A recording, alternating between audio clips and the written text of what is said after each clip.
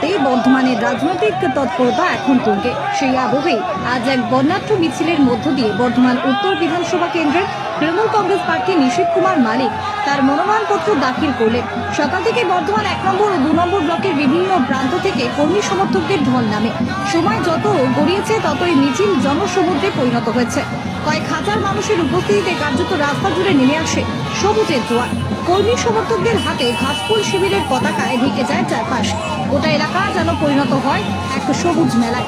এই বিশাল মিছিলে উপস্থিত ছিলেন বর্ধমান উত্তর বিধানসভার অন্তর্গত 2 ব্লকের বিভিন্ন স্তরের নেতৃত্ব এবং অগণিত সাধারণ মানুষ। মনোনয়ন দাখিলের পর প্রার্থী নিশীথ কুমার মালিকের জয়ের ব্যাপারে শতভাগ আত্মবিশ্বাস ব্যক্ত করেন। স্থানীয় নেতৃত্বদের দাবি, এই বিপুল জনসমাগমে প্রমাণ করে মানুষ উন্নয়নের পক্ষেই রয়েছে।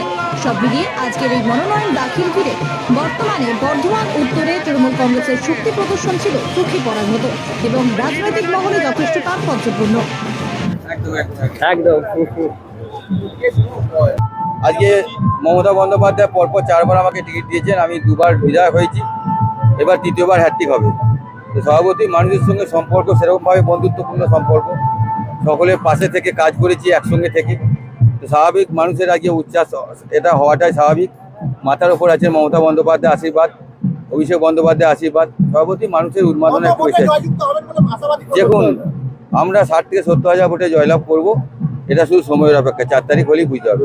যেটা প্রতিটি রাজনৈতিক দলকে দেখা গেল 5 জনের বেশি ভেতরে প্রবেশ করছে না, আপনারা প্রায় 50 জনের বেশি আপনারা পতাকা নিয়ে ভেতরে আপনারা ঢুকলেন।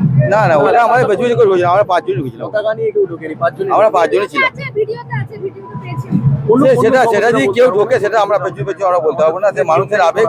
আমরা যেখানে নমিনেশন করেছি সেখানে আমরা 5 জনই ছিলাম।